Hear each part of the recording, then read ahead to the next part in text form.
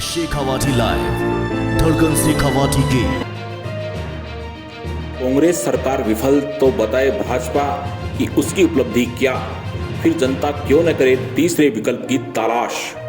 प्रदेश में तीसरे विकल्प के लिए इस वक्त है अनुकूलतम परिस्थितियां। भले ही भाजपा की सरकार आ जाए, लेकिन वह अपनी पीठ थपथपाकर किसी मुगालते में न रहे। भाजपा के मूल कद्दावर नेता नेपथ्य में हवाई नेताओं का बोलबाला।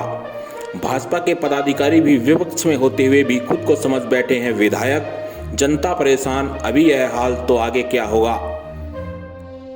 राजस्थान में आगामी होने वाले विधानसभा चुनाव को लेकर दोनों प्रमुख दलों ने अपनी अपनी तैयारियां शुरू कर दी हैं। कांग्रेस अपने बटे हुए कुनबे को एक जगह करने की कोशिश में लगी हुई है, वहीं भाजपा के लिए भी बगावती सुर में कोई कमी नजर नहीं आ रही है। राजस्थान के परिप्रेक्ष्य में देखें तो अमूमन यहां पर 5 साल बाद सत्ता का परिवर्तन होता है, लेकिन इस बार जिस तरीके से जनता का मूड नजर आ रहा है, उससे लगता है कि वह परिवर्तन तो चाहती है, लेकिन इस परिवर्तन के विकल्प के रूप में भाजपा से भी उसे कोई खास उम्मीद दिखाई नहीं पड़ती है, क्योंकि भारतीय जनता पार्टी के पास भी मोदी के नाम के अलावा बड़ा कुछ कहने को नहीं है।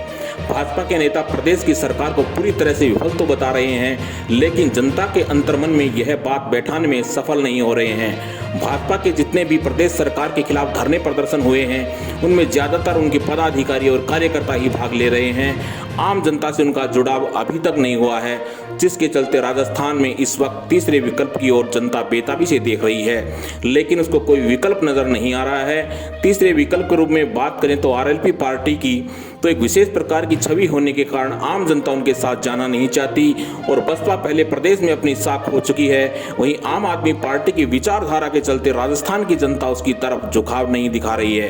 यदि वास्तव में देखा जाए तो राजस्थान में तीसरे विकल्प को खड़ा करने के लिए यह एक स्वर्णिम काल है, क्योंकि भाजपा के नेता भी एक दूसरे की टांग खींचने में पीछे नजर नहीं आ रहे हैं। भले ही वह कांग्रेस सरकार में चल रही सिर्फ टबल को तवज्जो दे रहे हों, लेकिन कुलीनों के इस कुनबे में खुद भी झांक कर देखा जाए तो अंदर की राड़ ही नजर आती है।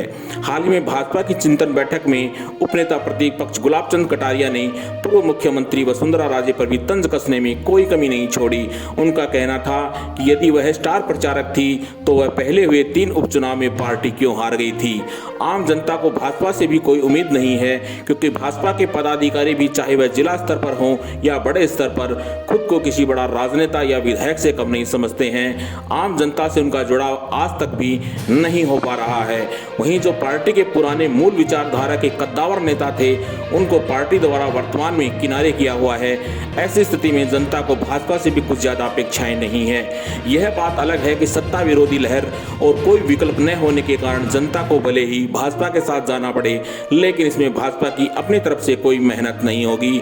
यदि वह जीते तो भी अपनी पीठ न थपथपाए। लिहाजा या तो प्रदेश में कोई नया तीसरा विकल्प खड़ा हो, या हनुमान बेनीवाल अपनी आरएलपी पार्टी की छवि में परिवर्तन लाकर इसे 36 कौमों की पार्टी का रूप देने में कामयाब रहें तो तस्वीर कुछ बदल सकती है। वरना जनता अब उकता चुकी है कि 5 साल तुम और 5 साल हम, क्योंकि इन सरकारों के बाद भी नतीजा वही ढाक के 3 पात रहता है। जनता अब इस चर भर की राजनीति से बाहर निकलने को आतुर दिखाई पड़ती है। Shekhawati live, bureau report, Jhunjhunu.